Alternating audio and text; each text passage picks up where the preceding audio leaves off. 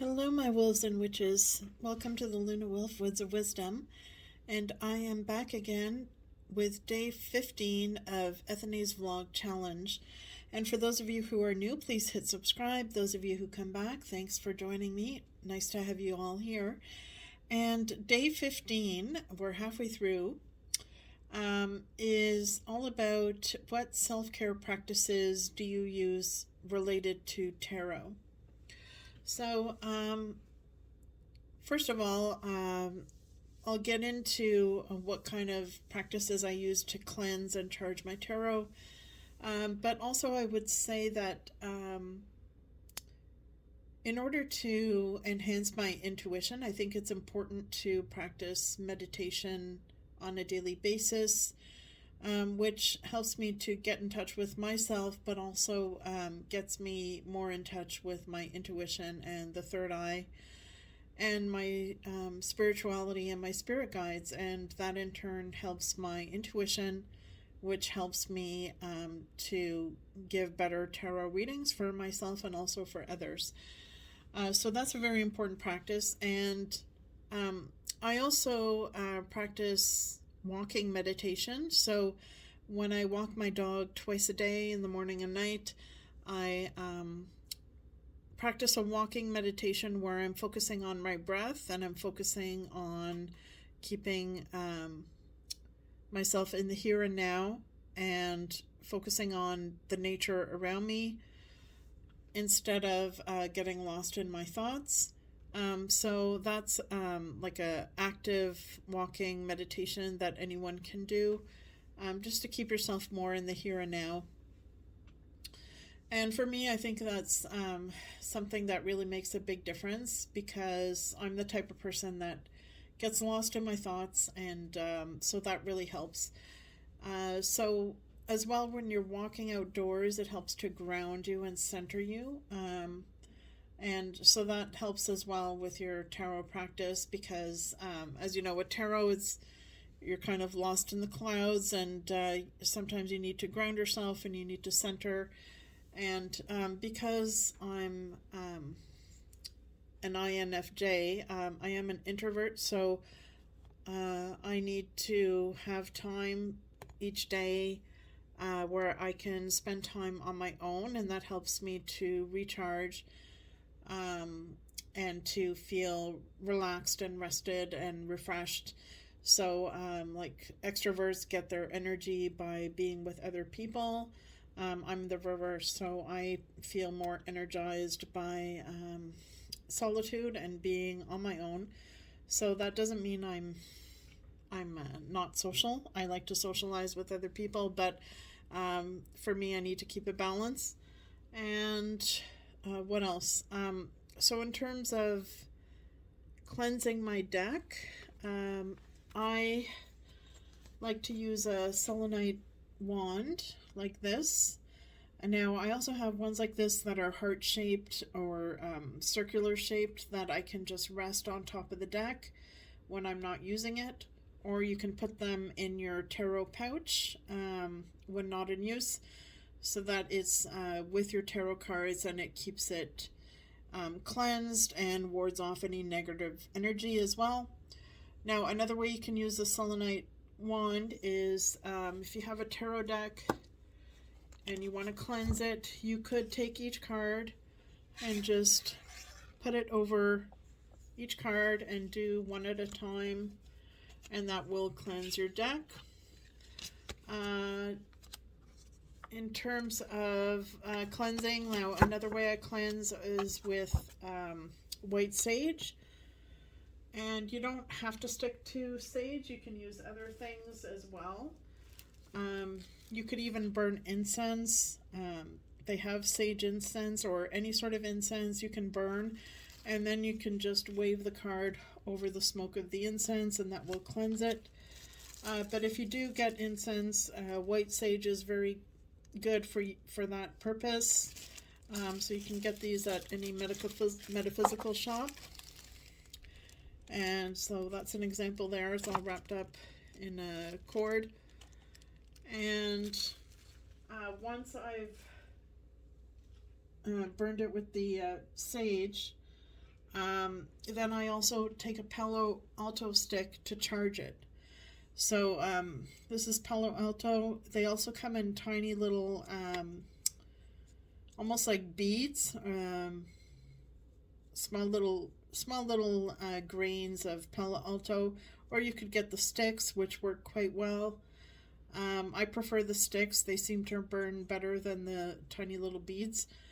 But whatever you do, this is for charging purposes. So this is after you've cleansed it with the sage.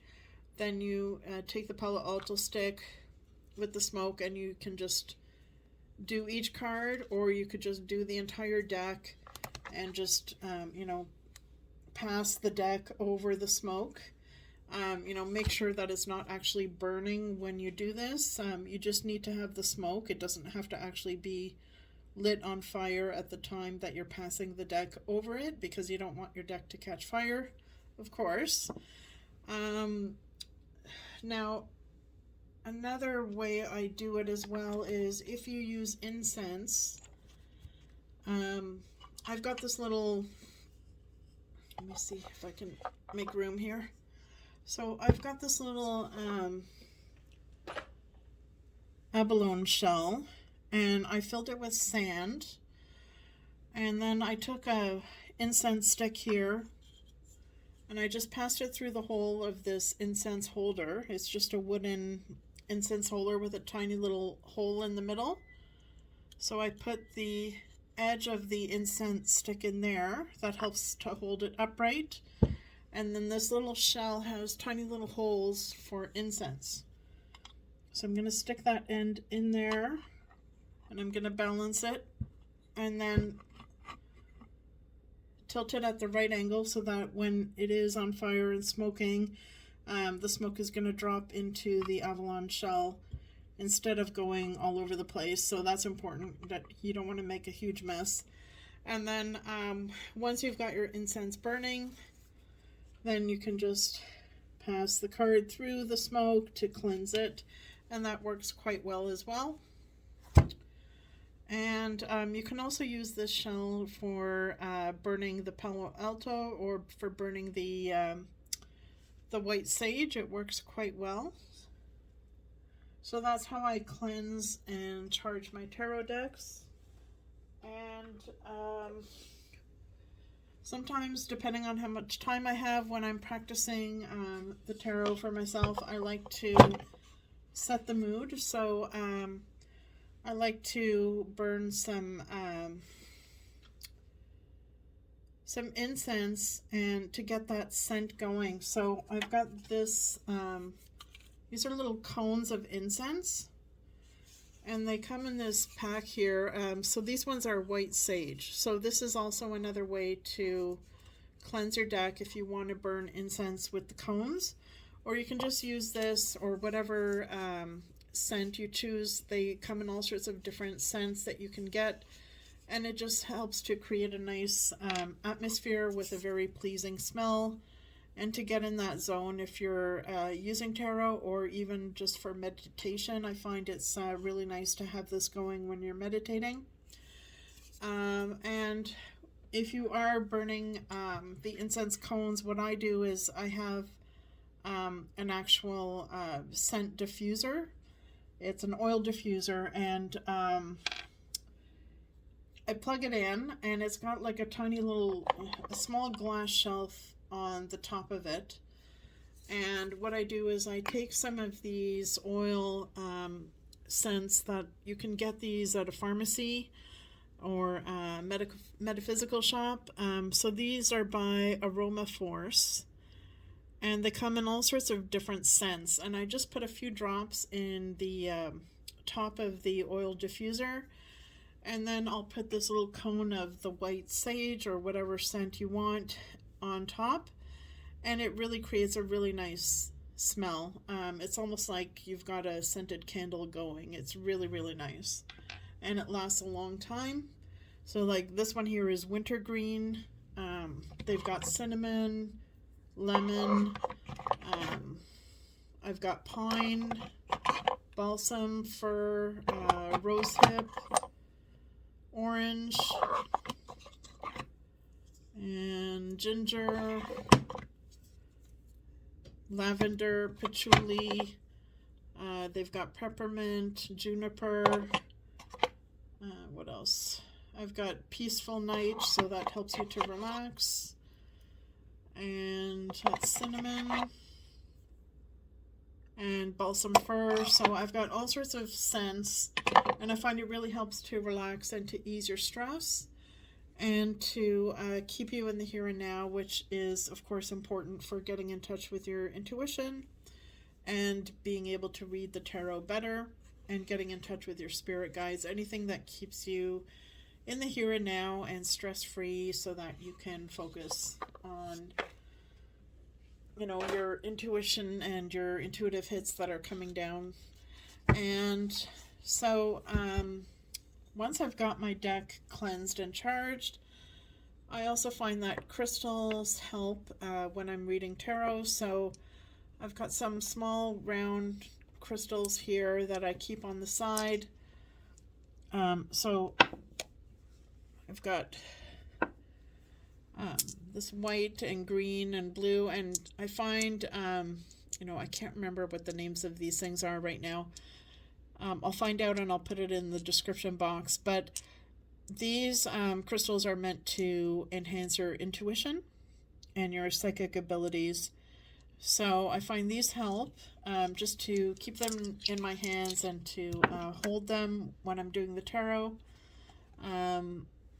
As well, you can get black crystals like this one here. So I keep them in the corners for protection to ward off negative energy. I've got jet, and then I've got this nice blue one which helps with communication with the spirit guides and just communication in general, to be able to communicate well about the tarot cards that are before me and interpret them well. So this helps.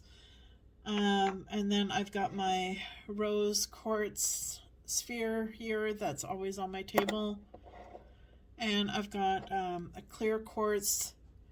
This is called a ghost quartz because there's like a smaller quartz that's trapped in the middle of this bigger one. So it might be hard for you to see there, but there's a small... Yeah, so sorry, the video just cut out there, but to continue, one other thing I do when I'm reading tarot cards is I also combine it with the pendulum. So I've got this wooden pendulum, and I've already programmed it so that I know what means yes and what means no and what is maybe. So like for me, yes is if it's going vertically. For you it could be different, but for me I'd like it to be up and down. Vertical means yes, and then if it's going side to side horizontally, that means no, and if it's going round in circles, that would mean a maybe. So you can also program it other ways as well, but I like to combine the pendulum with the tarot, so that before I do a tarot reading, I will use a pendulum to ask, are these tarot cards cleansed and charged and ready to be read? And then I will get a yes or a no. And if the answer is no, then I know that I need to cleanse it some more. And if the answer is yes, like right now it's saying yes, then I know that I'm good and I can do my tarot reading. And you can also use the pendulum to clarify, like how some people use oracle to clarify tarot reading. You can also do the same thing with the pendulum. So if you have a yes or no question, this is a good way to get clarity on your questions. So that's pretty much it. Those are some of the ways that I use self-care with the tarot. I hope this helps, and that maybe you're learning some tips as we go along. So that's it for today, and I will see you in tomorrow's video with day 16. I hope everyone is staying well. Take care.